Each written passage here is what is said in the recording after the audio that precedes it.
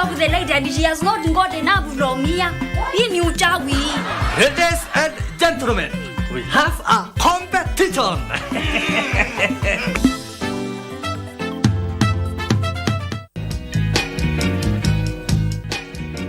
Are you accusing me of something? You know where your loyalty lies, don't you?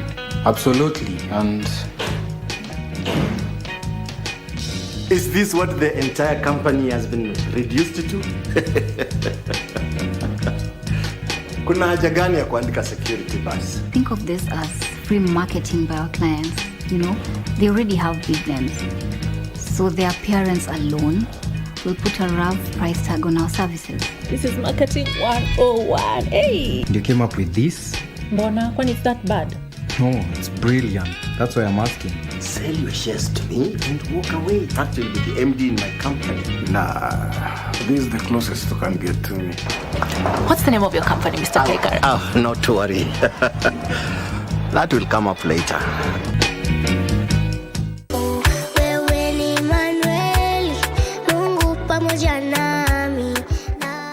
My name is Janice Pso. I'm in grade 5. Naweza penda kufanya kazi na wapendwa wa muziki kwa sababu wanaimba vizuri na wanani encourage kuimba. Do you like going to hospital? Well, the character in our story also does not like going to hospital. In fact, she does everything she can to avoid going there. Today I'm going to show you guys on how to make the yummiest ham sandwich at the comfort of your home. Let's make us the best by producing less and less and preserve our green grass. Okay, asifa yawe na utukufu. Tunaenda kuroast kuku yetu hapo. What's in Your Kitchen, a show that celebrates Kenyan and African dishes. Nikuona kama Rusha. Wait. Be careful. Yes, because I've seen some fire jump there. That is called flambeing. Flambeing. So tukiona moto tujue ni flambeing. Crushed methi seeds. Kila siku soma kitu mpya. Mchele wetu iko sawa. Perfect. Iko sawa. Tumalize sasa ni kwenda tukule. Kule napima. Hii ni chakula mzuri sana. Nzito kabisa. Salivate this delicious meal on your screen while taking notes for the recipe. Don't miss What's in Your Kitchen on KBC.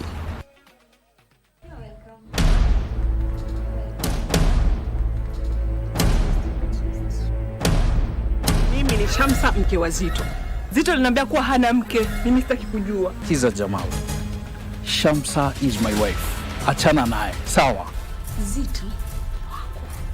Kufa kuzikana. Zuri. Zuri umefanya. Zuri.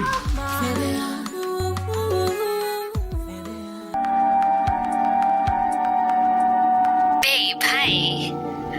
Let me guess. You've missed us already. Babe yourself, this is not a romantic call. Guys, meet Alex. So, what do you think about him so far? I barely know the guy. I have nothing to say about him. I really love the way you and Pete are so happy. If our marriage is your motivation to get married, don't get married. Need to chill, man. Baba Jen. Well, how about we talk to her to give up a child for adoption? And what will happen? That's none of our business. We pay her off and, she can move on with her life.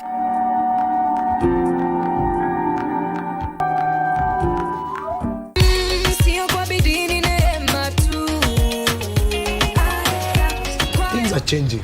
There are some teenagers ukiwacheki unaona kabisa, we don't know where they're going, we don't know what's happening. Teenagers don't go to church kwa sababu hadi kitu inafunzwa church sometimes hawaelewi. Wanasema mimi niko na mashida zangu 55 na kuja church pasi anafunza kuhusu maybe tithe na maybe yeye tithe 250. Lakini mashida zake zingine zote haziongelelewi. I took a lot at my home. My dad, there's some medicines he had. Some even he used maybe 5 years ago.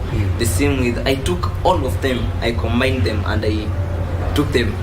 As we share these problems, we are able to overcome them. We're able to, because we're able to defeat the devil by the word, by the power of our testimonies.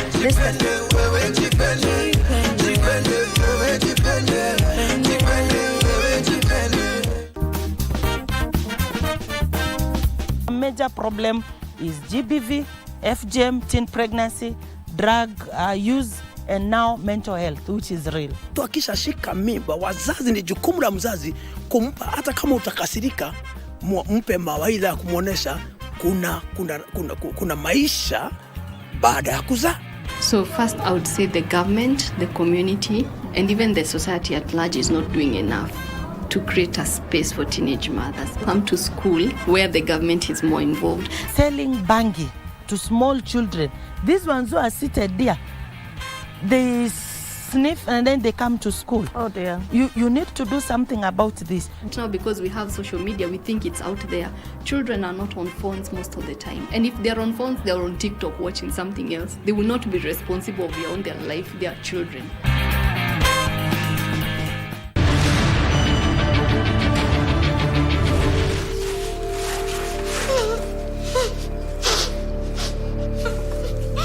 고혜린 씨, 장례식장엔 왜 간 거야? 나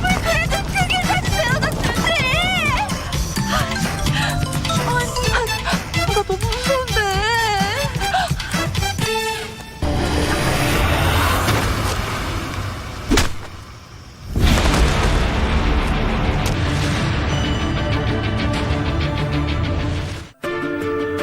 The inaugural Africa Climate Summit hosted by the African Union and the Government of Kenya will be held at KICC in Nairobi. The summit will bring together leaders from Africa and beyond to address the growing challenge of climate change and explore opportunities presented by collective climate action globally and in Africa. The summit will take place from the 4th to 6th of September at KICC and will be presided over by His Excellency the President Dr. William Ruto. This event will be live on KBC Channel 1.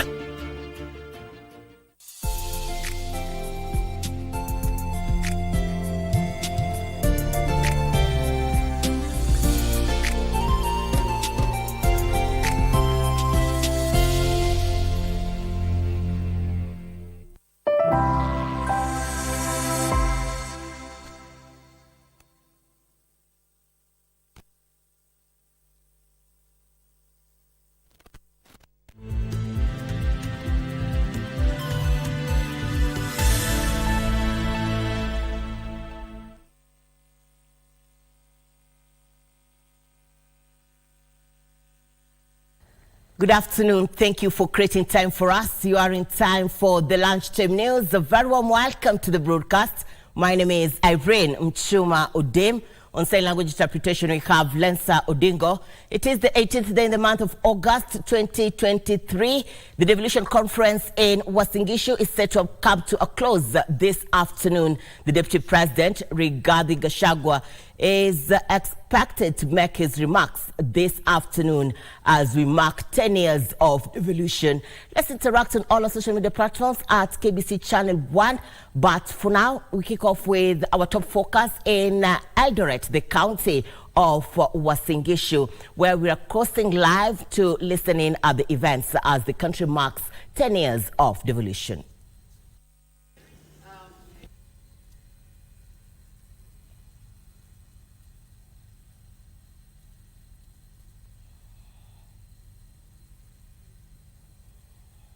Very much, Irina Mchuma. We are in the last day of this year's devolution conference in Uasin Gishu County. And of course, my colleague, if he can just pan inside, you'll see that the number of those attending today's sessions has drastically reduced. And that tells you something, that we are just about to close. We are reliably informed that the Deputy President Rigathi Gachagua is already within the precincts of Eldoret Sports Club. He is the guest of honor who will be closing this year's devolution conference today at around 2 p.m. this afternoon. But Irene, I will tell you that the number of issues that have been discussed since Tuesday, when the president officially opened this year's devolution conference, and of course they have relate into the the success they've had, the hits and misses they've had over the last 10 years, where they can actually strengthen to ensure that indeed devolution reaches its intended targets and of course achieves its effects on the populace. And of course some of the issues they have greatly discussed has been the issue of expansion of own revenue base from the county governments, and of course the debate eliciting varied reaction, and not least from the former Prime Minister Raila Odinga yesterday, who did advise that even as they go about ensuring that they can actually expand their own revenue base, then they must be careful enough not to increase taxes, but of course look into ways that will ensure that indeed they can actually create employment at the grassroots level, but also ensure that the employment activities they will be generating or they'll be initiating at the county level will be one that will be a labor intensive focus, so that then there can be liquidity in the pockets of people at the grassroots level. Today, as we hear, what is actually being discussed is affirmative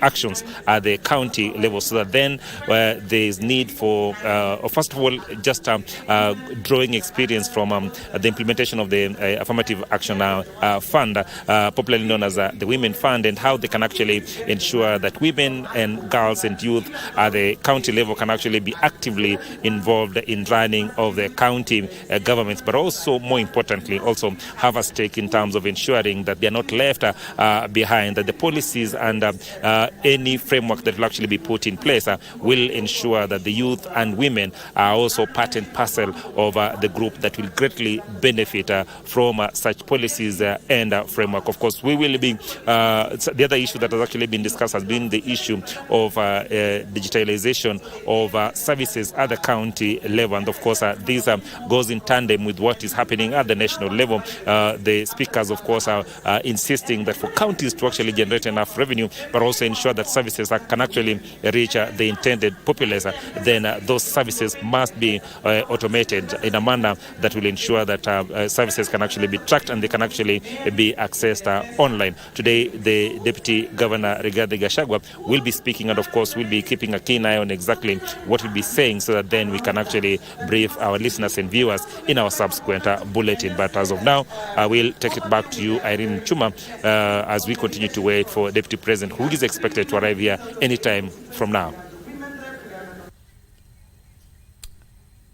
Thank you, Achola. Simon Achola reporting live from Eldoret in the county of Uasin Gishu, where the Devolution conference is coming to a close this afternoon. Achola will advise us when we should cross live to the other end.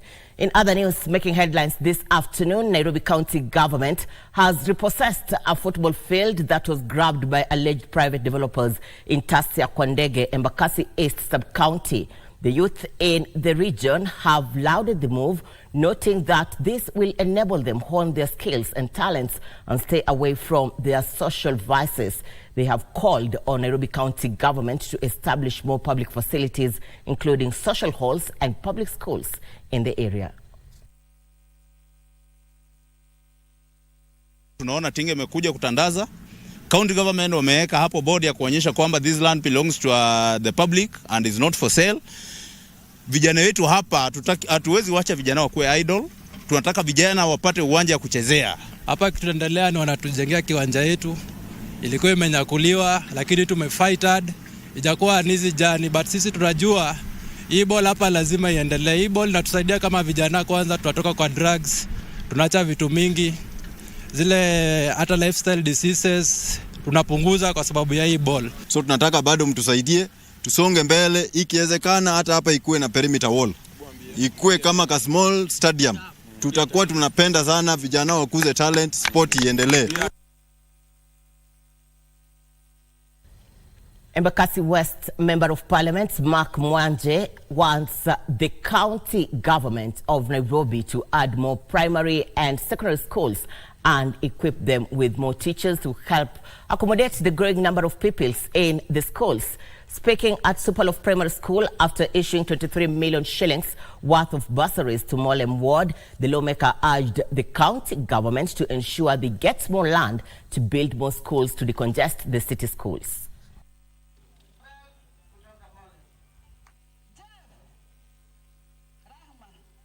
Wale watu ambao wanaweza saidia wana Molem ni county. Iwache kupatiana mataito kwa watu individual. Kwanza tupatiwe surrenders zile ambazo ni za public spaces, ambao ni ya shule, ni ya hospitali, ni ya social na hizi vitu zingine. Wakishatupatia hiyo mashamba ingine wapatie wale wanataka kupatia. Sisi tuko na haja tu na public utilities. Hakuna haja tumalize mwaka ingine 1-2 na hakuna mahali tumeonyeshwa hii Molem mzima. Pale tutaongeza secondary moja, primary moja ama hata social. All right, to the corridors of justice, a young man has been arraigned at a Makadara Law Court and charged with serial offences of robbery with violence. Ronald Juma Anyanyi, jointly with others not in court, were found in possession of offensive weapons, which include a Mossberg Patriot shotgun affixed with a telescopic sight. This even as an accountant working with the Kenya Rural Roads Authority, whose accounts were frozen, is now seeking the court's intervention to assess funds which amount to 21 million shillings. Details in our Scales of Justice segments.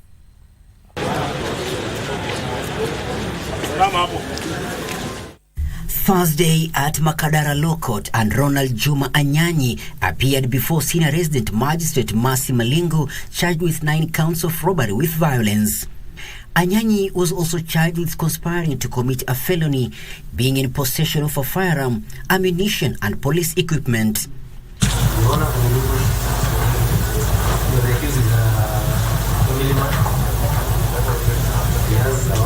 Due to the seriousness of the charges, the court denied him bond or cash bail, and he will be remanded until 11th of September. No, bond, cash bail after pre-bail report. At the same court, a man has been arraigned for committing an indecent act of touching a minor's private parts. George Odwor was given an option of a 300,000 bond awaiting pre-trial conference.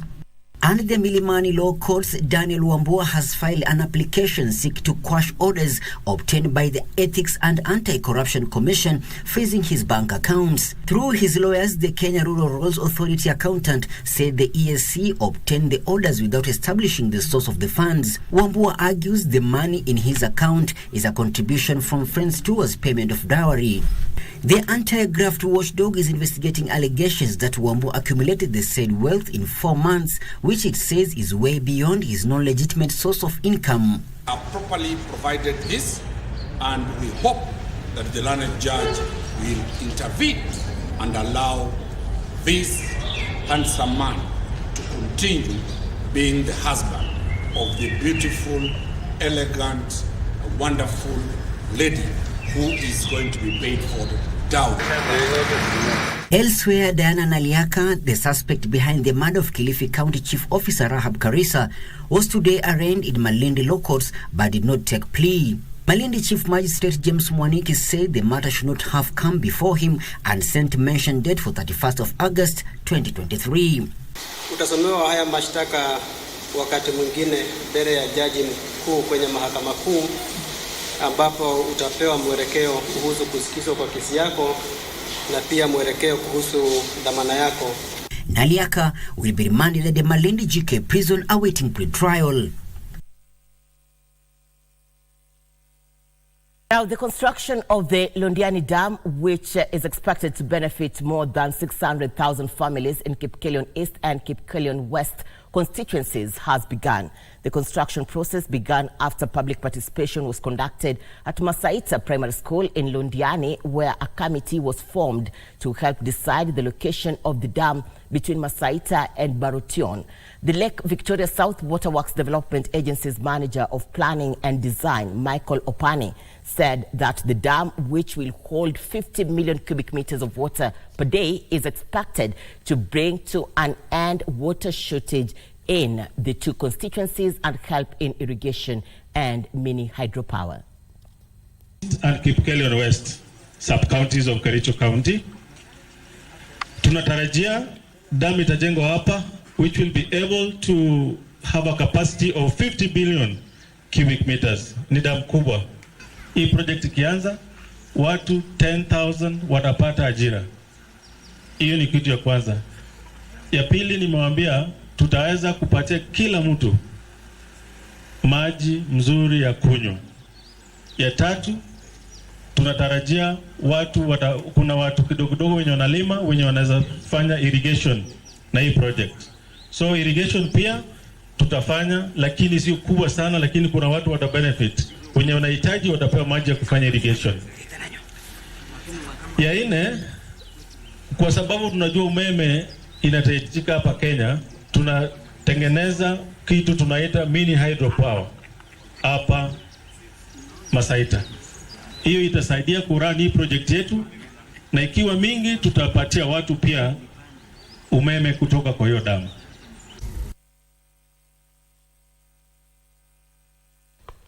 The national government is leveraging its free Wi-Fi hotspot connectivity program to bolster efficient service delivery with its institutions, besides empowering small and medium enterprises in e-commerce.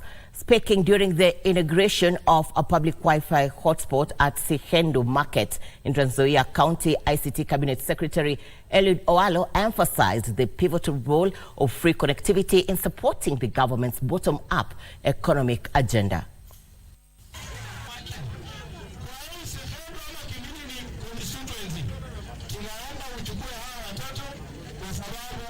Na hata hawa mama vile wamepata wifi leo, ninajua pia wataingia TikTok wauze mazao yao na wafanye biashara. Tuweze kujenga teknolojia ambayo inawezesha vijana kutoka huku kupata nafasi za kazi hata kama wako hapa. Sio lazima utafute kazi Nairobi. Ukiwa na mtandao ulio bora, wewe ni international. You are no longer local. So start thinking international. Ile kazi ambayo tuko nayo pumni mzima ni kazi ya kiteknolojia.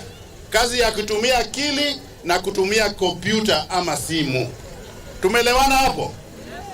Tutahakikisha kwamba huduma zote za serikali zitapeanwa kupitia njia ya mtandao. Tutahakikisha kwamba kupata huduma kwa ofisi ya serikali itakuwa kati yako, simu yako na serikali, bila mabroka hapa katikati, bila mtu kuitisha wewe ati wewe ulete pesa kwanza. Hapana. Maneno ya hongo kwa maafisa ya serikali, hiyo tutazika katika kaburi la sahau.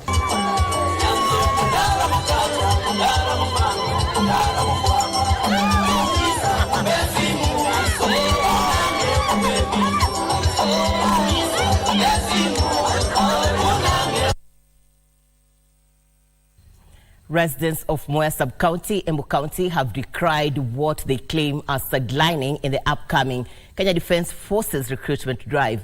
This is after the area was omitted from the list of recruitment centers in the county. Embu County Commissioner Jack Obuo, however, assured the residents that they had already taken up the matter and a way forward would be given soonest with regard to KDF recruitment. He added that they are looking into ways of ensuring all relevant government offices and services are established in the locality.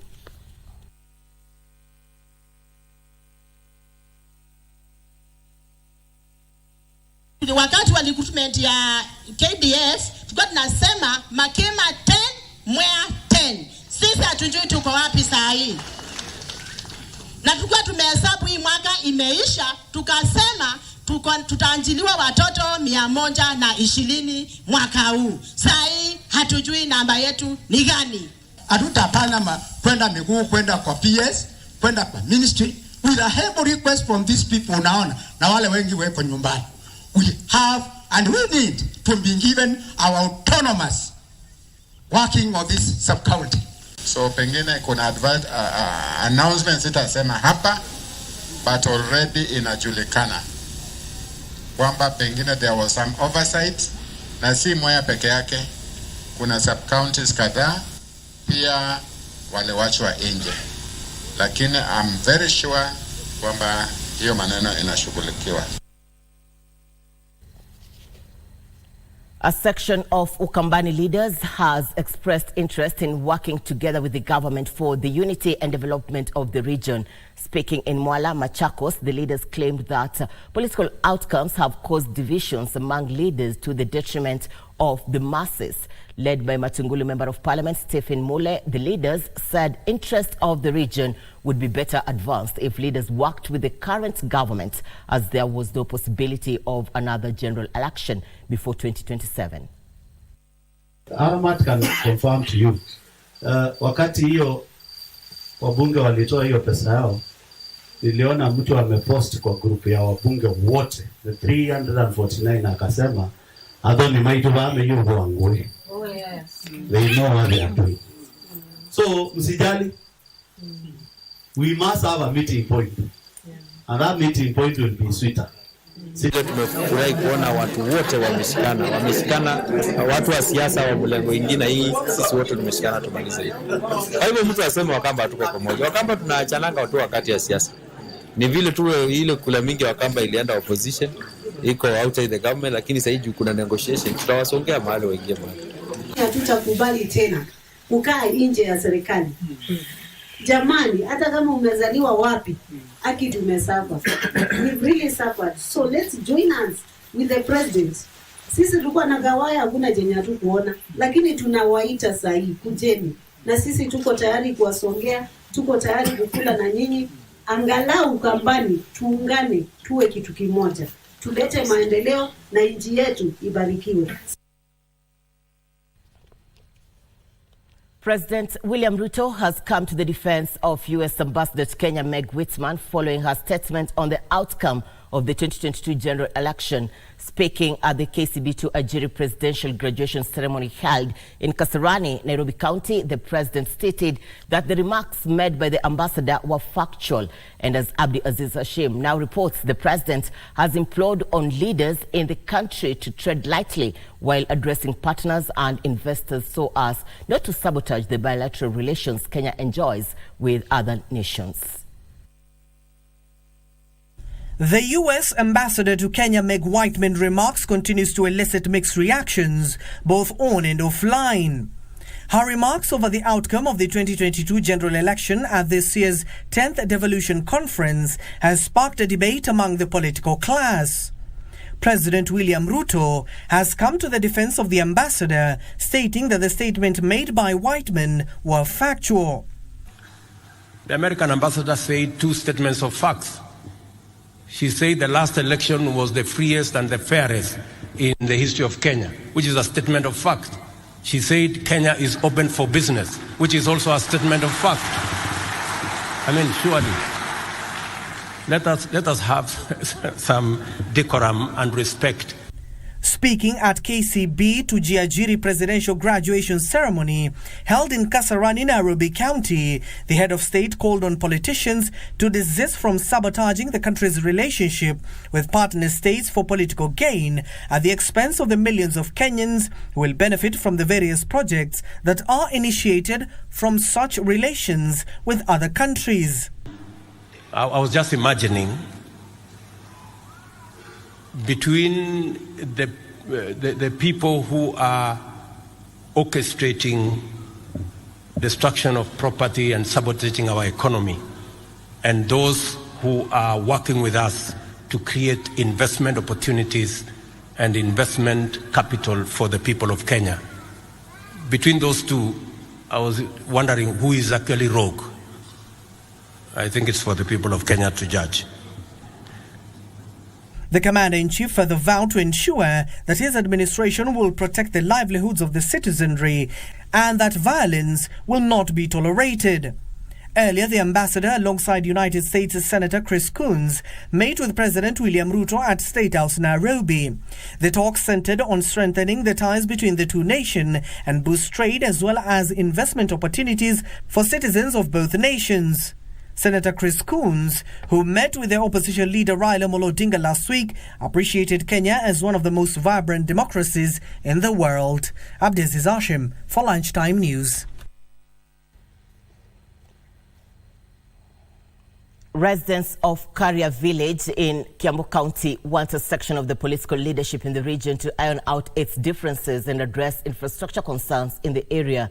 Locals claim that a 7-kilometer road stretch in the village was left out in a 21-kilometer road plan owing to disagreements by local leaders.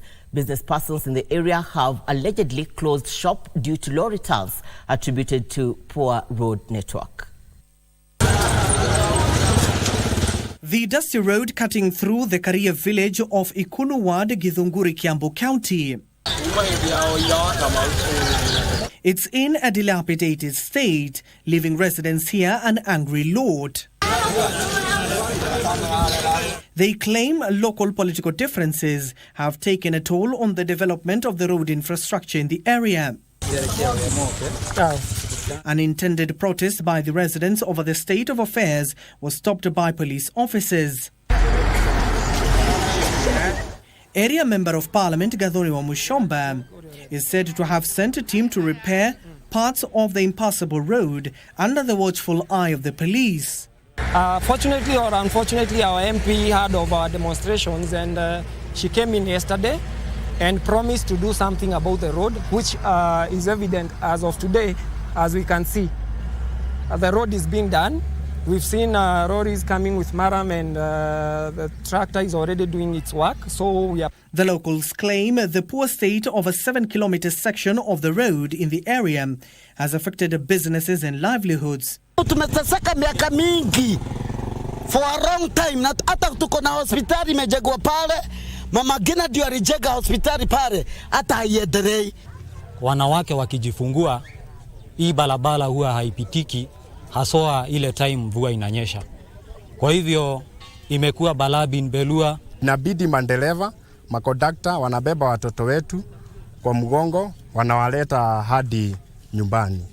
The locals now want the road tarmacked for the well-being of the society. The highest producers of milk for Githunguri Dairy is from this route. So it's a very busy route and we don't take it for granted, and we thank God that now the current chair is from here, so we will liaise with all the leaders to make sure that our road is done. Hivyo we are here to search for long-term solution, at least barabara ya Karia ifanye kuendeleza biashara. Naivasha DEB Primary School is now on the spot following the death of a grade 6 minor who allegedly fell into an uncovered borehole. Emotions ran high in the school as parents joined police and workers from the Naivasha Fire Brigade in retrieving the body of the 11-year-old identified as John Saruni. Naivasha OCPD Benjamin Boen said that initial investigations indicated that the students were in school for tuition when the incident occurred.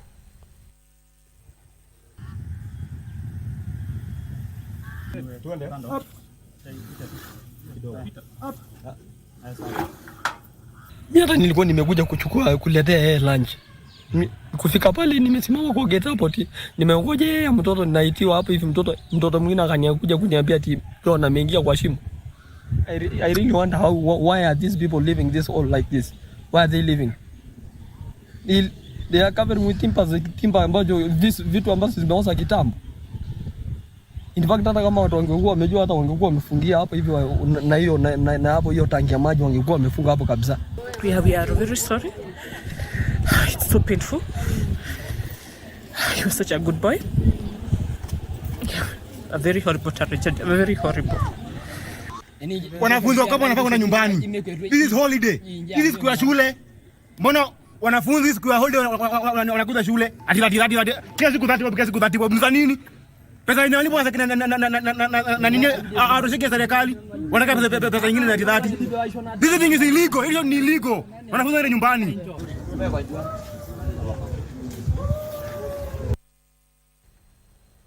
Busia County boda operators have expressed their concerns over an increase in attacks targeting riders at night by panga-wielding gangs. Led by their leaders Boniface Okomo, Martin Mukunda and Charles Okatikor, they stated that an increase in the incidence of deaths had instilled fear among them. They accused the security operators of Busia County of laxity. Kwa ujumla nataka kusema ya kwamba bado tuna changamoto ya kiusalama. Hata baada ya serikali kusema ya kwamba tufunge kazi saa 4, tulisikizana sote na serikali na mwenyekiti wa kamiti ya usalama ambaye ndio county commissioner wetu. Tutajua bwana commissioner nani ambaye tunafuata mambo yake. Na sisi kama Teso South Angoromo Ward, sisi ndio tuko inlet ya town na outlet ya town. Hatutaruhusu bodaboda wa saa 4.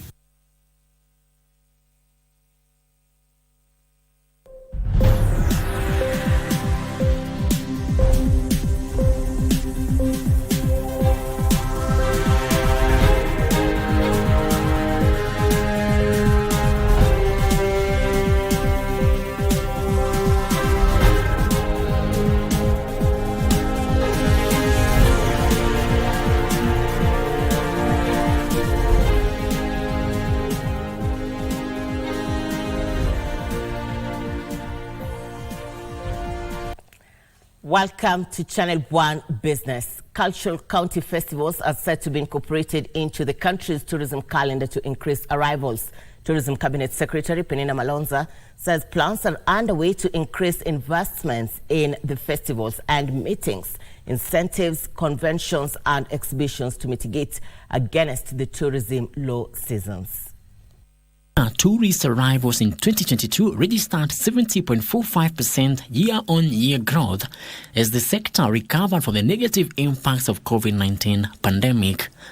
Receipts from the sector grew 83% to 268 billion shillings compared to 147 billion shillings in 2021. The government plans to increase the arrivals to 4 million tourists in the short term through product diversification, urging players in the hospitality industry to come up with an assortment of tourism products tailor-made for different demographics. We are diversifying from the bush and the beach.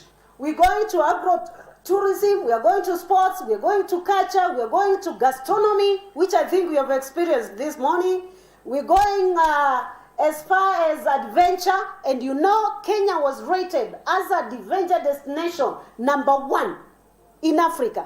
Tourism Cabinet Secretary Penina Malonza says plans are underway to incorporate cultural festivals into the country's tourism calendar to ensure the sector remains vibrant and active throughout the year. I am actually developing a calendar for all communities in Kenya and for all counties, and I would love it if they can come together as a region, because it has more force, it has more synergy, and you can showcase big at the globe. These, as investors in the hospitality industry are being encouraged to embrace ecotourism to reduce their cost of operations and promote sustainability in the industry. Hotels are being advised to increase investments and bed capacity ahead of the Africa Climate Summit that is slated for early next month. Frederick. All right, so we are crossing over to Eldoret in the county of Uasin Gishu. Apart from the Devolution conference, we are also having a major sports event. The Cabinet Secretary for Sports, Babu Namwamba, is officiating the Talanta Hela event in the region, and this is at Kipkeino Stadium. Let's cross over and listen in. Northeastern na tuko na metropolitan zone that brings together Nairobi, Kajiado and Kiambu counties. So all together 47 counties. Na mukimaliza at this level, every winner of this level has an award. Every winner has an award. Each of the 12 winners will receive a special award, a trophy and a cash award. And the top teams will proceed to the nationals in Nairobi, where they'll also compete in a mini World Cup. And the winner there will walk away with 5 million shillings. Okay? And so, ni kivumbi, safari ya milioni 5 inaanzia hapa leo. So, kazi kwenu.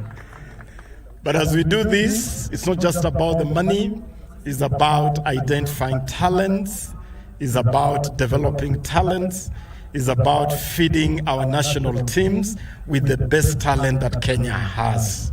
because our best talents are at the grassroots. And it's the counties that have responsibility for developing the grassroots. So national government is working with county governments to develop talent at the grassroots level. And I really want to thank the Council of Governors. I want to thank all the 47 governors. They have worked with me to plan this, to put this together.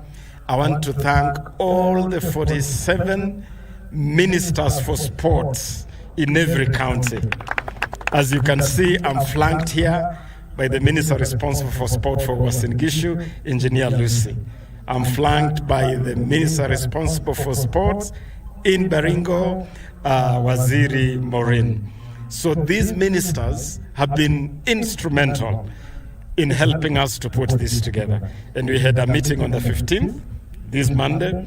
We finalized the fixtures and we are good to go. Are you ready? Na tumesema what boys can do, girls can do even better. And that is why we kick off with a contest of the girls' football. And we'll watch you girls, we'll cheer you, and then we will watch the next game, the boys' game. And Talanta Hela is for girls and boys. It's for all our young people to take our youth to the next level. Let me give you the best regards and special greeting from your president, His Excellency William Ruto. Tumemwekea live feed. You're going to be playing live. So Easy TV mnaona, they are beaming this game live. So the whole of Kenya is going to be watching you live. And President William Ruto told me to tell you that he'll be watching you live on that live feed. So asanteni sana, as your minister, I can now officially declare the Talanta Hela Inter-County Trophy officially on. Asanteni.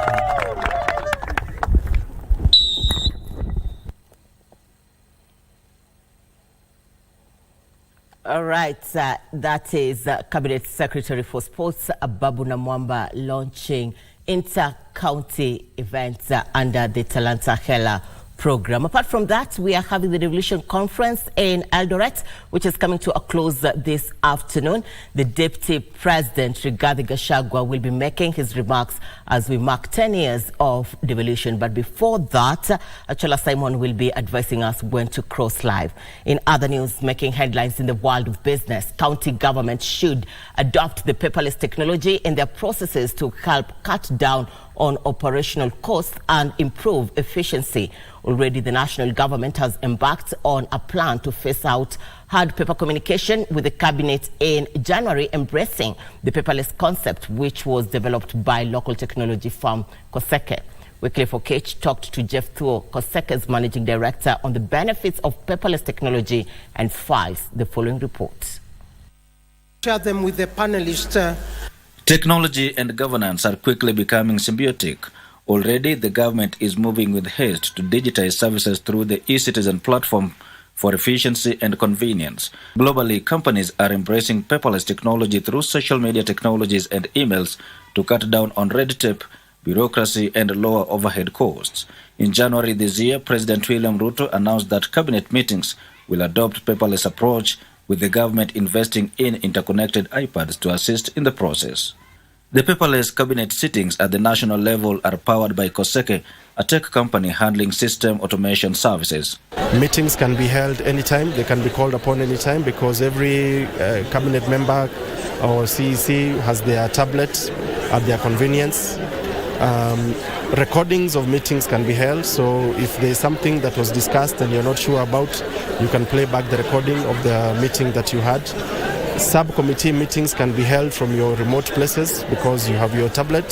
Switch on your video. One person could be in Kenya, another one in Uganda, another one in Kakamega, and an urgent meeting needs to be held. Koseke's chief executive Jeff Thuo argues that automated processes are safer and more reliable since they are accessible from any location. Thuo is urging county governments to adopt paperless technology to improve service delivery. So the convenience that it creates not only allows ease of holding meetings, but of course faster decision making, because we don't have to look at each other's schedules and try and see when do we travel, when do we meet in the office to hold the meeting. So those are some of the low-lying fruits that we think the county governments can also benefit from, just like the national government is benefiting from. For Channel 1, I am Wycliffe Okech. The merger of the Kenya Ferry Service with the Kenya Ports Authority has seen an increased number of motorists and pedestrians use the Likoni ferry crossing channel. Kenya Ports Authority Managing Director Captain William Ruto said the 24-hour ferry service is well equipped to handle an influx of motorists as well as crucial components in moving people and commodities between the Mombasa Islands and the southern mainland, fostering social economic growth in the agricultural, tourism, manufacturing and service sectors. Likoni ferry crossing channel has over the years been grappling with a surge in human and vehicle traffic since July 1st, when the Kenya Ports Authority suspended the Likoni floating footbridge. The Kenya Ports Authority, which took charge of the ferry operations 2 years ago, closed down the 1.9 billion shilling bridge to achieve 24-hour port services. This is after Transport Cabinet Secretary Kipchumba Murkomen and his trade and investment counterpart Moses Kuria ordered the bridge to be closed in order to facilitate the movement of ships. As a result, a raft of measures were introduced to reduce congestion and seal revenue loopholes. An automated payment system, automatic barrier gates, and well-marked roads are some of the noticeable changes introduced. During peak hours, 5 ferries are in operation. Tangu Kenya Ports Authority ichukue wafanyikazi wote wa ferry na wa incorporate waingie katika KPA, kuna a lot of changes. 1, motivation ya personnel imeenda juu. 2, professionalism ya wafanyikazi wa ferry imeonekana. 3, congestion ya hapa ferry imerudi chini. The management has also moved routine maintenance procedures to off-peak and even overnight to minimize the inconvenience it might cause to ferry users. Additionally, waiting time at the ferry has been reduced significantly, with passengers now being able to be served in under 10 minutes. Kitambo ulikuwa unafika ferry unakaa hata 15 minutes to 30, lakini sasa ukifika ferry 5 minutes ushavuka ngambo ya pili. Yaani kazi inafanyika vizuri zaidi. Alafu pia ukora ambao ulikuwa ukifanyika miaka mingine imepita, sasa hivi sijasikia mtu amekanganywa kibeti, sijasikia mtu amekatwa, na hata ukisahau mkoba wako ukiwa maeneo ya ferry unapata na kuwa salama. Residents lauded the move, noting that the cases of crime had reduced at the ferry, boosting tourism numbers. They also noted that they had been able to set up shop near the ferry channel, hence supplementing their income. Hivyo kile ambacho tunaweza kuomba ni kwamba waendelee kuimarisha usafirishaji wa eneo hii, na saa ya Mtongwe waangalie vile wanaweza kusimamisha tena na kivukio cha ile barabara nyingine watengeneze, ndio tuweze kuwa tumepata pesa nyingi kupitia watalii, maana ndio uchumi ambao wewe tunategemea. Sasa hivi ferry 5 ziko kazini. Within 5 minutes umefuka. Chamu hakuna. Kama shida siku ambao tunajua Friday, Thursday, gari zilikuwa zinafika kule posta, zingine zinafika kwa polisi, sasa hii hakuna. Ndutamo Kami for Lunchtime News. The government has been urged to introduce a waiver on taxation on startups for a period of 3 years to encourage more Kenyans to venture into business. Speaking during the official opening of newly opened GMC Current Hotel, the CEO, George Washuri, urged Kenyans not to shy away from taking risks in investing and instead join building those in the informal sector to start more businesses, saying this will create employment for many jobless youth and further grow the economy.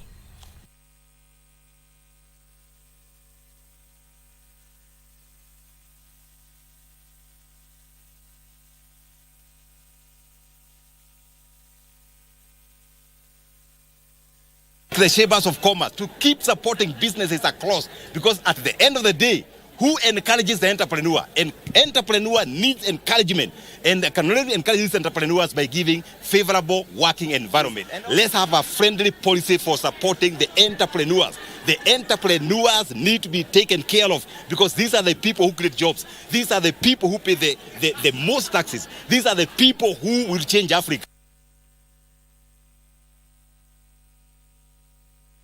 Kenya plans to increase coffee production to 200,000 metric tons in the next 5 years. This will be done through reforms being undertaken in the sector, among them the introduction of high-yielding breeds and streamlining coffee cooperative society. Deputy President Rigathi Gachagua says it also address the marketing aspects of the commodity to ensure better returns for farmers.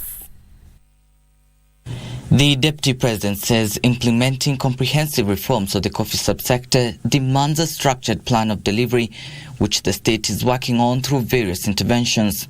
Speaking during a meeting with various stakeholders, the DP has said the government will implement all inputs from the draft session of paper number 1 of 2023 on sustainable quality coffee production for food security and wealth creation, the Coffee Bill 2023, the Cooperatives Bill 2023, and session of paper number 1 of 2020 on the national cooperative policy. I want to assure you of the commitment of the Ruto administration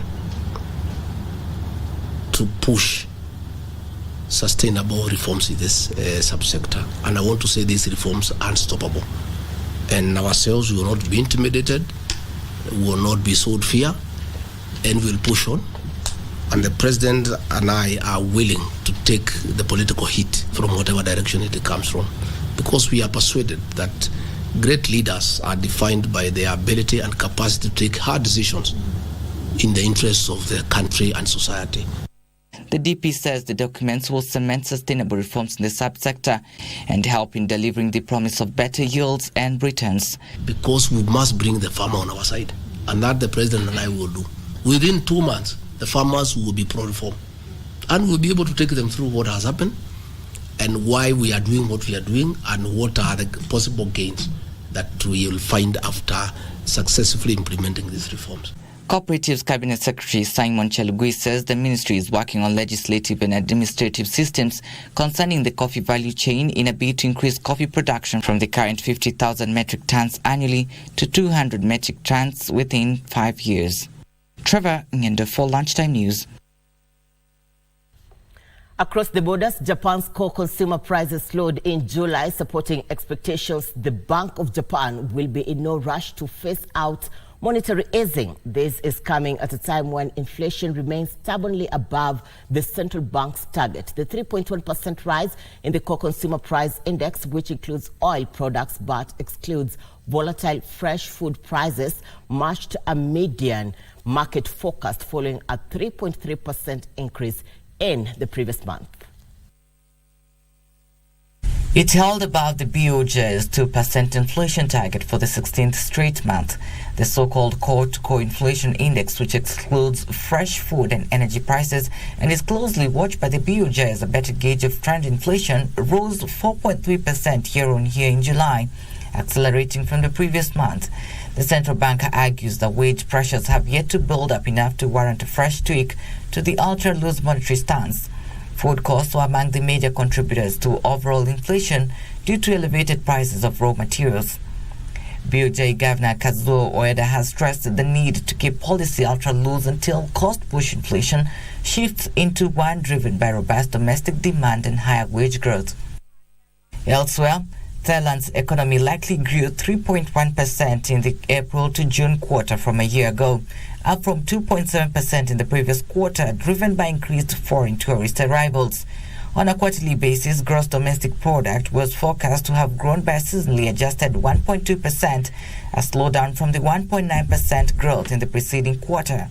While the country's tourism-driven economy is expected to improve gradually, visitor numbers are still well below pre-pandemic levels. Thailand is predicted to receive 29 million tourists this year, down from 40 million visitors in 2019, the last full year before the COVID-19 pandemic.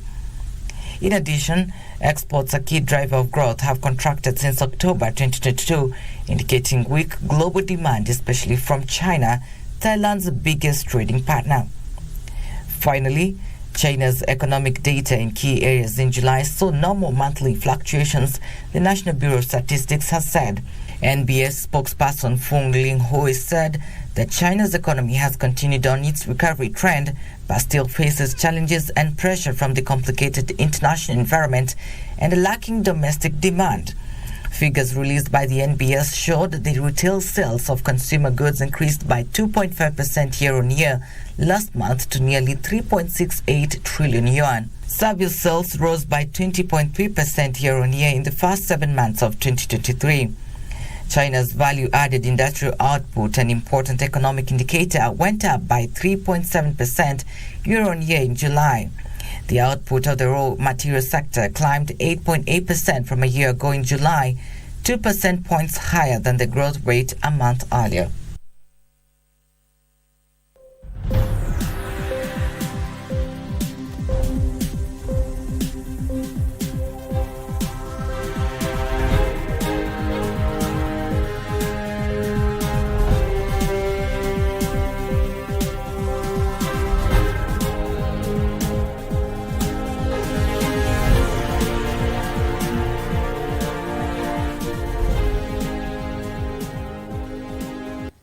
Glad you're watching the Lunchtime News. We are taking a breath. When we'll be coming back, I'll be telling you news making headlines in the world of sports. Stay with us.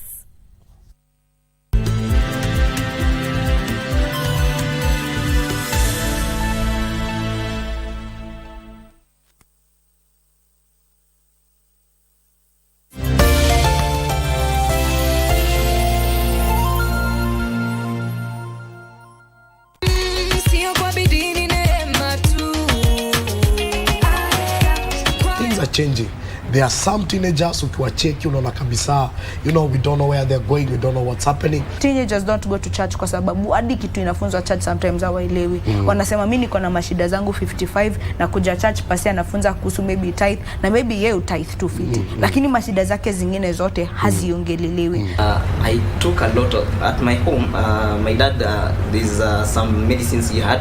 Some even he used maybe 5 years ago. The same with I took all of them. I combined them and I took them. As we share these problems, we are able to overcome them. We're able to, because we're able to defeat the devil by the word, by the power of our testimonies.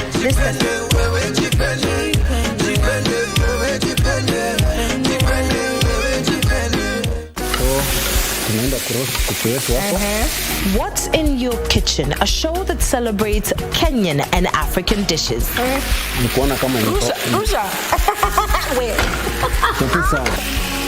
careful. Yes, because I've seen some fire jump there. That is called flambéing. Flambéing. So tukiona moto tujue ni flambéing. Crushed methi seeds. Kila siku soma kitu mpya. Mchele yetu iko sawa. Hii iko sawa. Tumalize. Sasa ni kwenda tukule. Napima. Hii ni chakula mzuri sana. Nzito kabisa. Salivate this delicious meal on your screen while taking notes for the recipe.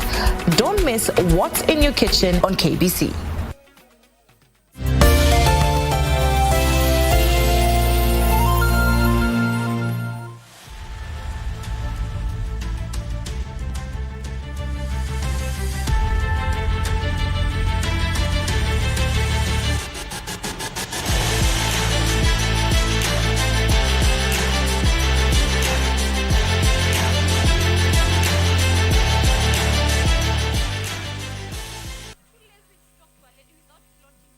Welcome to Channel 1 Sports. Kakamega Homeboys is ready to make its debut in the CAF Confederation Cup with a clash against Libya's Al Hilal set for Saturday at the Nyayo National Stadium. Homeboys earned their spot by emerging victorious against Tusker, sealing a 1-0 win and securing not only the Mozart-Bet Cup trophy but also the honor of representing the nation in the prestigious CAF Confederation Cup. After the first leg, they will head to Libya to play the second leg of the first preliminary round scheduled for August 27th. The winner on the aggregate after both legs will advance to the second preliminary round and will face Brown Sports of Rwanda.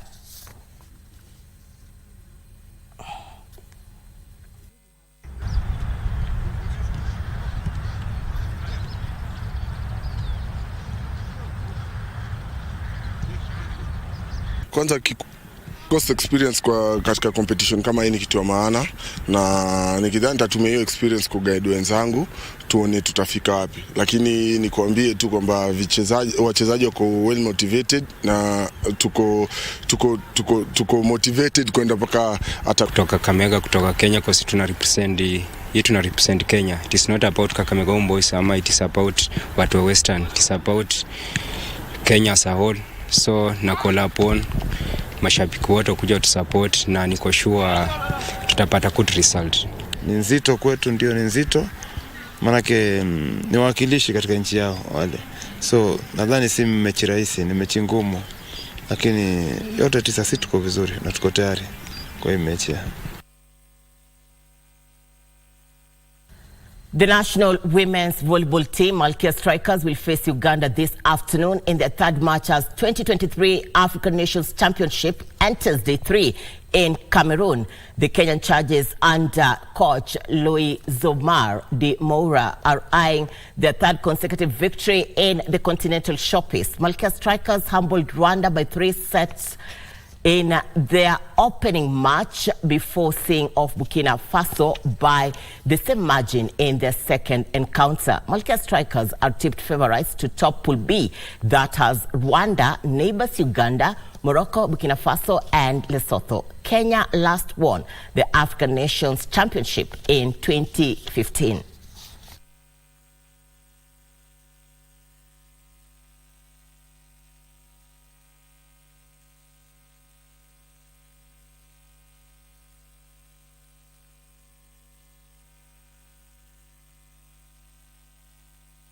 Former league champions Tusker FC have completed the signing of striker Eric Kapaito, who has penned a 1-year contract with the Brewers.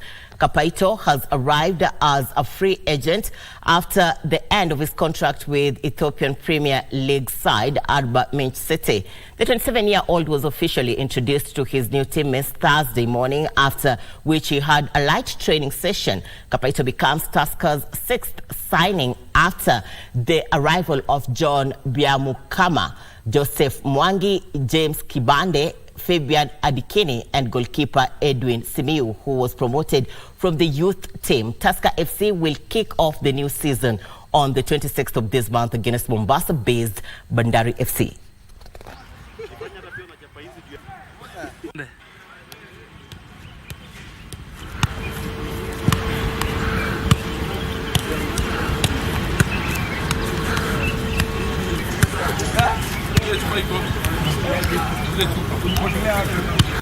It's a great feeling, a great blessing. Kwanza nashukuru God because I believe ni one of the biggest big teams in the country, you know. So kuchezea team kama hii, it's a blessing na nashukuru Mungu sana. I believe team imenichukua to score goals. So naomba tu God pia ani bless nikwe fit, and I believe nitapata hizo mabao yenye nafaa kupatia team. FKF Premier League side Police FC has resumed training ahead of the kickoff of the 2023-2024 season. The law enforcers have brought in new players, including ex-Gor Mahia and Azam midfielder Kenneth Muguna and Tyson Otieno. The team also toured Rwanda and Tanzania in preparation for the new season. The club has made significant coaching appointments, bringing Salim Babu on board as an assistant coach and Noel Mandi as a physiotherapist. Kenya Police FC held a fundraising event at a Nairobi hotel in support of both their men and women's team. The event raised 13 million shillings from stakeholders involving in the running of the club, ranging from members of the Kenya Police Service, the private sector and well-wishers. I think raising funds for our teams locally is very important so that they're able to sustain themselves during the league. Of course, the ideal situation would be that teams are able to generate enough revenue for self-sustenance. But of course, this is only possible if we have an attractive product that we can sell to the general public and to potential sponsors.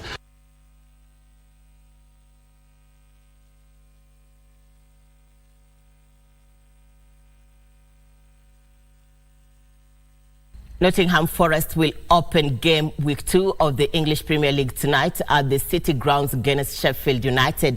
Nottingham Forest has lost just one of their past 13 home league games against Sheffield United, winning 7 and drawing 5. Taiwo Awoniyi, who scored at the Emirates Stadium as a substitute after overcoming an ankle problem, may be promoted to the Nottingham Forest starting lineups, as well as recently recruit Anthony Elanga. Musa Niakate will hope to make his first appearance of the season, while Hali Tufolo is back to training, but Felipe and Omar Richards remain out. Sheffield United may give debuts to new signing Tom Davis and Gustavo Hammer. Holly McBurney will be considered after shaking off an ankle problems. Wingback John Badlock and Max Lowe have been past fit after both suffered minor issues in the defeat to Crystal Palace. In other matches set for this weekend, Liverpool host AFC Bournemouth, Tottenham Hotspur take on Manchester United, Manchester City play Newcastle United, while Fulham battle it out with Brentford.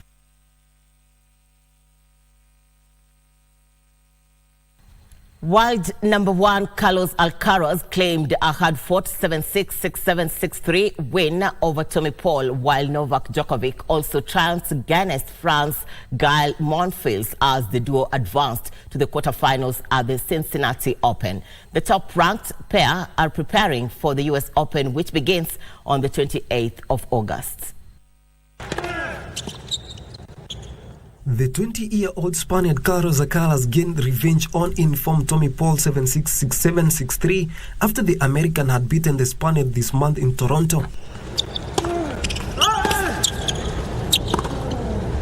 Alcaraz had to deal with 90-minute rain delay midway through the third set of his match before winning to set up quarter-final meeting with Australian qualifier Maxwell Purcell, who beat Stan Wawrinka of Switzerland 6-4, 6-2. Brilliant way to finish, and Carlos Alcaraz in. World number 2 Djokovic maintained his unbeaten record against France's Gael Monfils, winning 6-3, 6-2. He's done well there. Monfils got himself out of a big hole. 23-time Grand Slam champion Djokovic, a 2-time winner in Cincinnati, dominated the baseline rallies and made the most of Lou's service game from his long-term rival to break to love at 5-3 in the first set. Oh my goodness me. Well, that could be the point of the day. Sensational. The top-ranked pair are preparing for US Open, which begins on 28th August. Back Djokovic over Gael Monfils.